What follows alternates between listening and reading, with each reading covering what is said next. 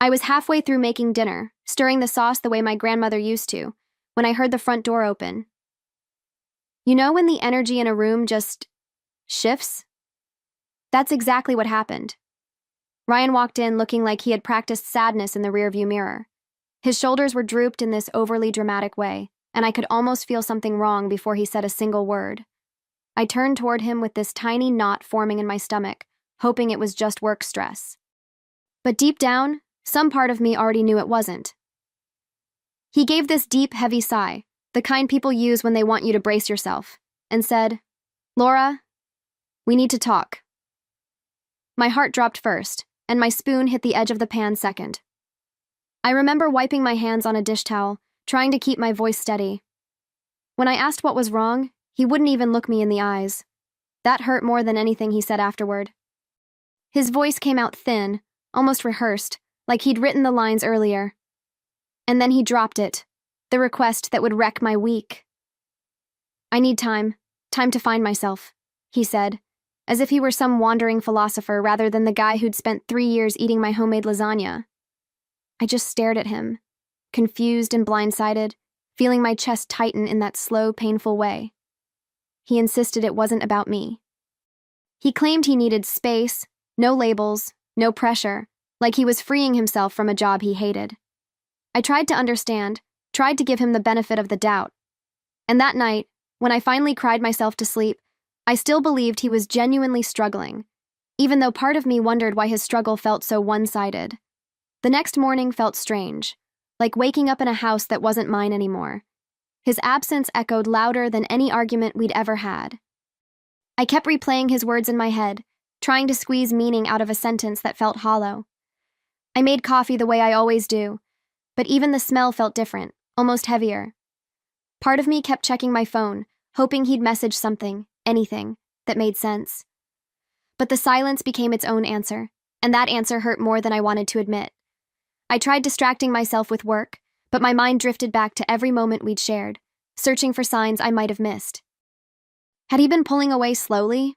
Had I mistaken distance for stress? You know that feeling when you rewatch your memories with new eyes? That's what I did, over and over, picking apart conversations like puzzle pieces that no longer fit.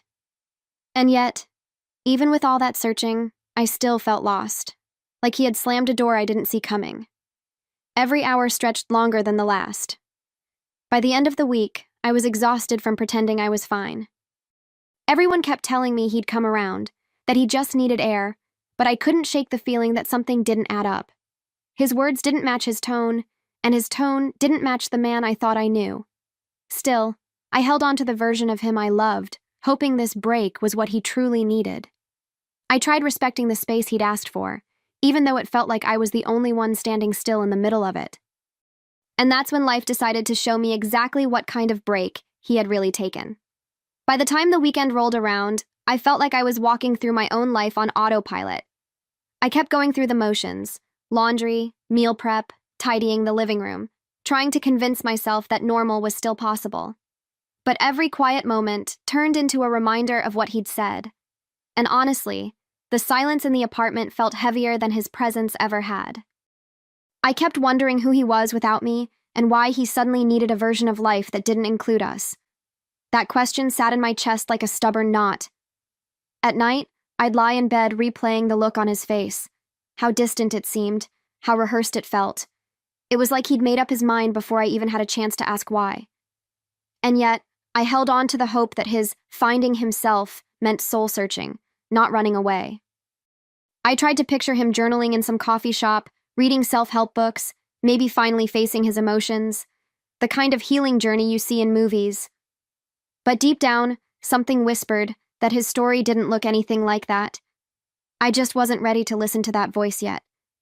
Still, I promised myself I'd give him the space he asked for, even if it tore something inside me. I kept telling myself that love sometimes meant stepping back, trusting someone enough to let them sort their life out. I didn't know then that what I was offering, patience, loyalty, faith, was the last thing he deserved. Because while I was here holding on to us, he was out there making choices that would shatter everything I thought I knew. And soon, I'd see exactly what he was really doing with all that time to find himself. A week later, Naomi practically dragged me out for coffee, insisting I needed sunlight and human contact before I turned into a houseplant. I agreed because she was right. I'd been hiding behind chores and quiet rooms for days. The cafe smelled like roasted beans and warm pastries, the kind of scent that usually comforts me. But that day, even the sweetness in the air felt muted. Naomi chatted about random things, trying to make me laugh, and I appreciated the effort more than she knew. I just didn't realize life was about to punch me in the gut before the latte even cooled. We were walking back toward the parking lot when we passed a bar with outdoor seating. At first, I wasn't even looking at the people, just trying to breathe through another heavy moment. But then Naomi stopped so suddenly I bumped into her shoulder. She didn't say a word, just tilted her head toward a table near the railing. And that's when I saw him. Ryan. Laughing. Relaxed. And with his arm casually wrapped around a woman I'd never seen in my life. My heart didn't just drop, it crashed. For a second, I swear the world blurred, like someone had wiped a hand across the lens of my reality. I whispered his name because my brain refused to believe what my eyes already knew. Naomi turned to me with fury in her face, this protective anger only true friends have. She said he looked very found to her, and that scraped something raw inside me. I stood there trembling, replaying every word he'd fed me about space and self-discovery. And there he was, discovering someone else while I was still trying to make sense of our breakup. The betrayal hit so sharp it nearly took the air from my lungs.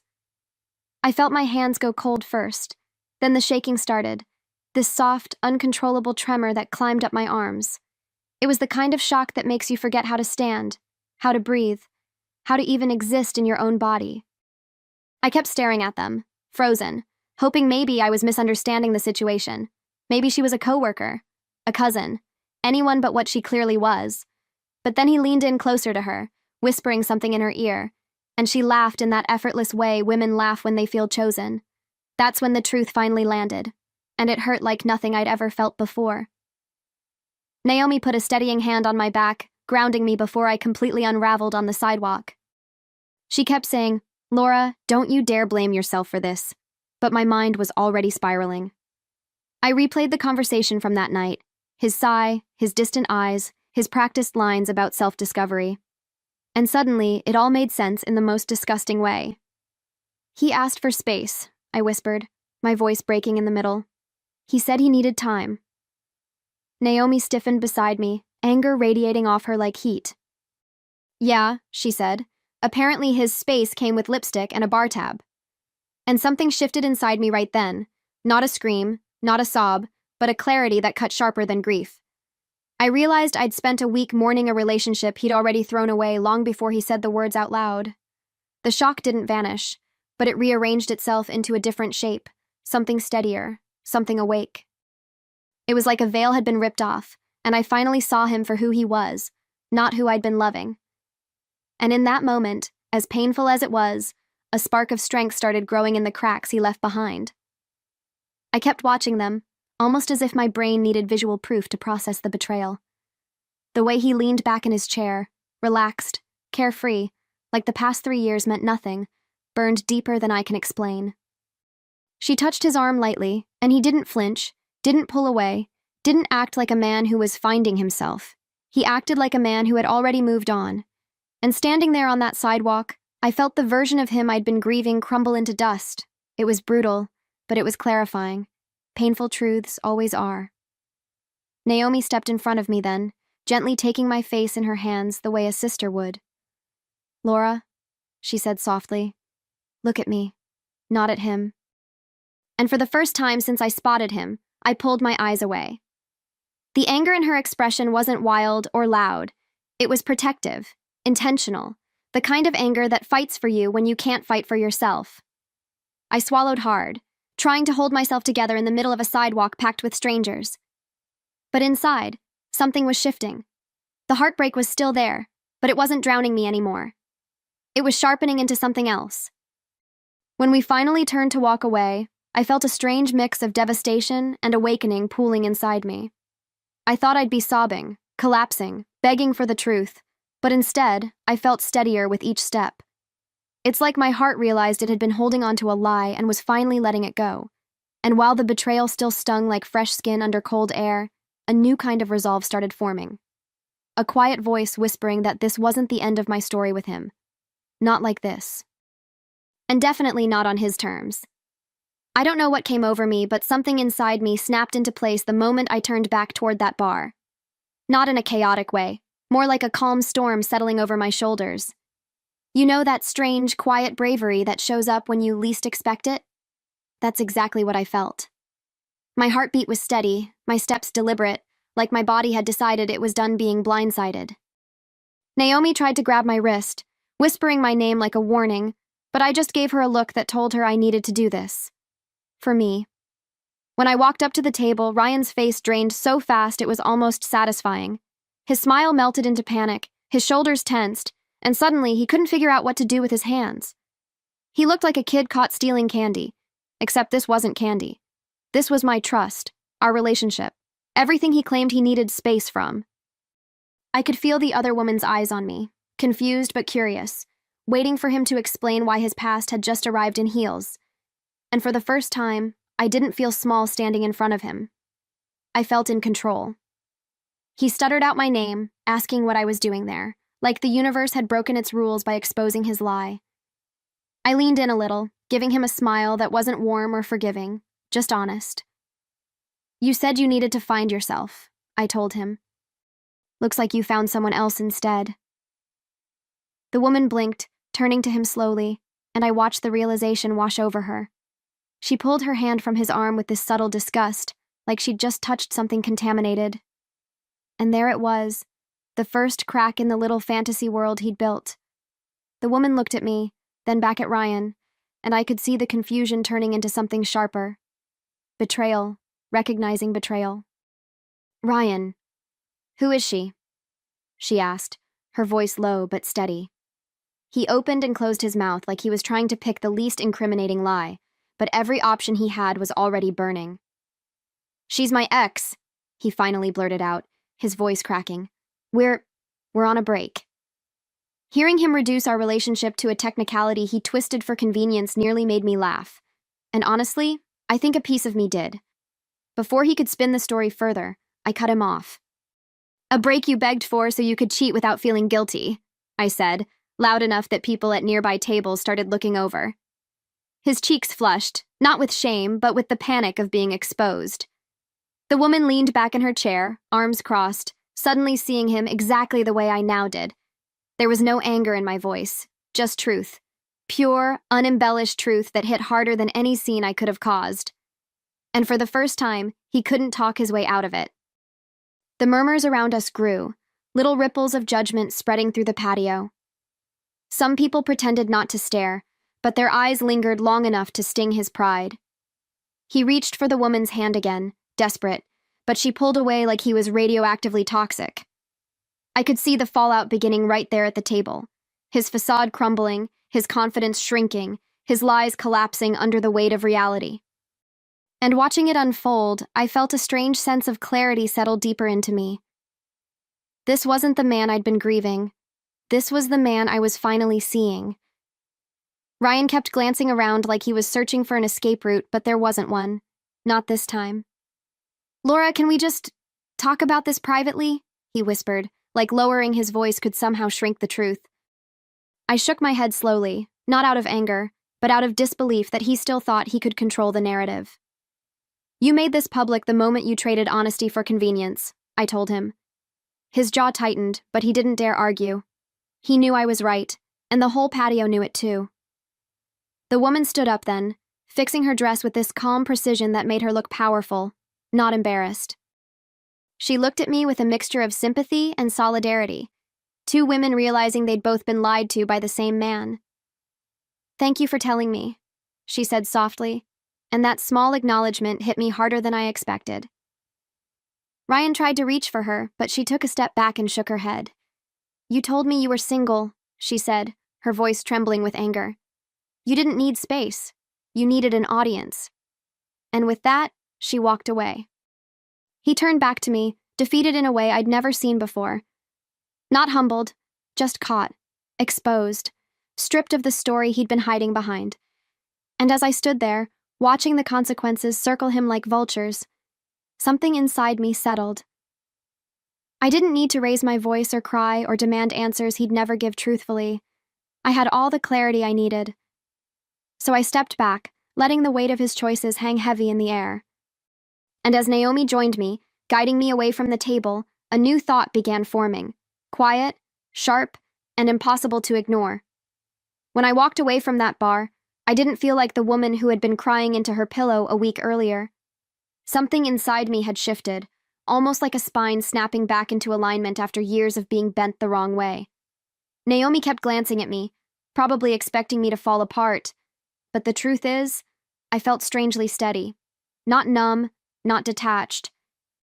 Just awake in a way I hadn't been in a long time. Betrayal has a funny way of lighting up every dark corner of your intuition. And mine was blazing. That night, I sat at my kitchen table with a cup of tea I barely tasted, replaying everything with fresh eyes.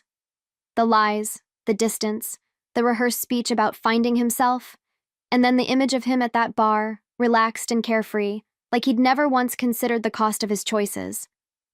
I felt the familiar ache of hurt, but layered beneath it was something else, something sharper, cleaner, a sense of purpose rising from the wreckage. I wasn't interested in destroying him, but I was done protecting him from the truth of who he really was. Ryan had always cared about his image more than anything else. He'd ironed shirts twice to impress his boss, rehearsed presentations until midnight, obsessed over how people perceived him. And that's when the idea slipped into my mind like a quiet visitor. His promotion, something he'd bragged about for months, was still hanging in the air, waiting to be finalized, and his company didn't play around with dishonesty or ethical concerns. I opened my phone, scrolling through our messages, his "I need space" texts, the dates, the timeline, the photos Naomi had taken without him noticing. I didn't smile, but I didn't hesitate either. Naomi sat across from me, watching the quiet storm gather behind my eyes. She didn't interrupt. She knows me well enough to recognize when my silence isn't sadness anymore. It's calculation. "Laura," she finally said, leaning forward, "what are you thinking?" I lifted my phone and showed her the screenshots. The dates, the messages, the proof sitting there like a neatly wrapped truth bomb. Her eyebrows shot up, not in shock, but in approval. "If he wanted to play games," I said, my voice steady, "I'll finish them." She exhaled, equal parts impressed and relieved that I wasn't collapsing under the weight of betrayal. "What are you going to do?" she asked, though I think she already had an idea.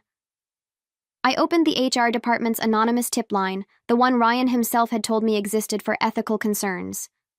Irony really is a beautiful thing. Then I attached everything, the timeline, the screenshots, Naomi's photos of him draped around another woman while claiming he needed solitude. I didn't exaggerate anything. I didn't invent a single detail. I just handed the truth over to the people who needed to see it most. But I didn't stop there. Ryan's boss was old school, the kind of man who valued integrity the same way others value oxygen. I knew exactly how he'd react to an employee lying to a partner, manipulating emotions, misrepresenting his circumstances, all while representing the company. So I sent the same package to his inbox, clean and anonymous. My hands didn't shake, my heart didn't pound. There was a strange calmness pulsing through me, like I was finally stepping into the version of myself I'd been too gentle to embrace. And as I hit send, I felt a shift, like the universe had just clicked into a new gear. After sending everything, I closed my laptop and leaned back in my chair, letting the stillness settle around me. It wasn't triumph I felt, nothing loud or vengeful. It was clarity, pure and simple. The kind that settles in your bones when you finally stop carrying someone else's lies. I looked around my living room, the same space where I had cried, questioned myself, doubted my worth. But that night, it felt different. Like I had reclaimed it. Like I had reclaimed myself. And for the first time in days, I felt the room breathe with me instead of against me. Naomi reached over and squeezed my hand, not with pity, but with pride. "You're stronger than you think," she said softly, and I believed her in a way I couldn't have a week earlier. Betrayal doesn't just break you, it forces you to see what you've been tolerating, what you've been shrinking yourself for. And suddenly, every moment where I'd put his comfort above my peace came rushing back. Not to haunt me, but to remind me that this was a turning point. A before and after moment I wasn't going to forget. As the night grew quieter, I realized revenge wasn't really the point of any of this. It wasn't about hurting him. It was about refusing to let him walk away spotless while I carried the weight of his choices. It was about restoring balance, even if he never saw it coming. I stood up, poured the rest of my tea down the sink, and felt a steadiness rise in me, warm, grounded, familiar. Whatever happened next, I knew one thing for sure. His break was about to collide with reality in a way he never expected, and I was finally ready to face what came after. A week after I sent everything, there was a pounding at my door. Loud, frantic, the kind that rattles the frame and shoots adrenaline straight into your veins. I wasn't expecting anyone, so my first thought was that something was wrong in the building. But then I heard his voice. Ryan. Angry, breathless, desperate. I took a slow sip of the tea I'd just made, the steam brushing against my face like a reminder to stay calm. When I opened the door, he was standing there with wild eyes, like the truth had finally hunted him down. And honestly, it had. He shoved past me without waiting for permission, pacing the living room like a man cornered by his own choices. "Did you send those photos?" he shouted, his voice cracking between rage and panic. "I got suspended. My promotion is gone." He said it like I had betrayed him, like he was the victim in a story he wrote himself. I stayed by the kitchen counter, cup in hand, watching him flail, watching him unravel. There was something almost surreal about seeing the consequences he never believed would touch him finally catch up. I took another sip before answering, letting the silence stretch just long enough for him to feel it. "Oh? I thought you were finding yourself," I said, my voice calm in a way that clearly infuriated him. "Looks like you found consequences instead." His face twisted, red with frustration, because he couldn't steer this narrative anymore. He couldn't charm his way out. He couldn't guilt his way through, not with me, not after everything. And standing there, watching him panic in the ruins he created, I felt a strange, grounded peace settle into my chest, steady, unwavering, overdue. He stopped pacing long enough to glare at me, eyes filled with this wild mix of blame and desperation. "You ruined my life," he shouted, as if the words could somehow rewrite what he'd done. I tilted my head, studying him the way you study a stranger who looks vaguely familiar. "No, Ryan," I said quietly. "You ruined ours the day you traded honesty for convenience." The words landed harder than any raised voice ever could. I watched them hit him, watched his posture deflate just a little. Because deep down, he knew it too. His anger cracked, giving way to something smaller, weaker. "I made a mistake," he said, voice trembling as he sank onto the edge of the couch we once shared. "Please, can we just start over?" And for a moment I saw a flash of the man I used to love, vulnerable, scared, reaching for something familiar. But that version of him didn't exist anymore. He'd buried it himself. Maybe he thought I'd fold the way I used to, soften, soothe, patch the holes he carved into us. But heartbreak has a way of teaching you your worth, especially when someone tries to erase it. I walked toward him, not close enough to comfort, just close enough to be seen clearly. "You needed space," I reminded him, my tone steady. "And now you have all the space in the world." His chin quivered, but I didn't waver. "Get off my porch." The words came out firm, almost gentle, because I wasn't fueled by rage anymore. I was fueled by self-respect, by clarity, by the understanding that letting him back in would only reopen wounds I'd just begun to heal. And for the first time, he realized the door he thought he could always walk through was closing. He stood slowly, like the weight of everything he'd lost had finally settled onto his shoulders. For a second, he opened his mouth like he wanted to argue, to bargain, to cling to whatever remnants of control he thought he had. But nothing came out. Not a single excuse. Not a single lie. Just silence. The kind that exposes a man far more than any confession ever could. I stepped back, giving him space to leave, and something in his expression cracked. Maybe dignity. Maybe denial. Maybe the last piece of the illusion he'd been living in. When he finally walked out my door, I didn't slam it. I didn't lock it dramatically or collapse behind it. I just closed it with a quiet click, like closing a chapter that had already ended long before either of us admitted it. I leaned against the wood for a moment, not to steady myself, but to acknowledge the strange, gentle calm blooming in my chest. The apartment felt lighter. My breathing felt easier. It was like my whole life had exhaled with me, releasing a weight I didn't realize I'd been carrying for too long. In the days that followed, word got around. Ryan lost the promotion, the new woman wanted nothing to do with him, and even his friends were side-eyeing him with raised eyebrows and half-truth whispers. But none of that mattered as much as the shift happening inside me. I wasn't angry anymore. I wasn't mourning what could have been. I was rediscovering myself, confident, grounded, whole. And for the first time in a long while, I felt proud. Proud of walking away. Proud of choosing myself. Proud of refusing to beg for a man who didn't know what to do with loyalty. And as I stepped into this new life, one thing was clear. I wasn't the one who lost that day. He was.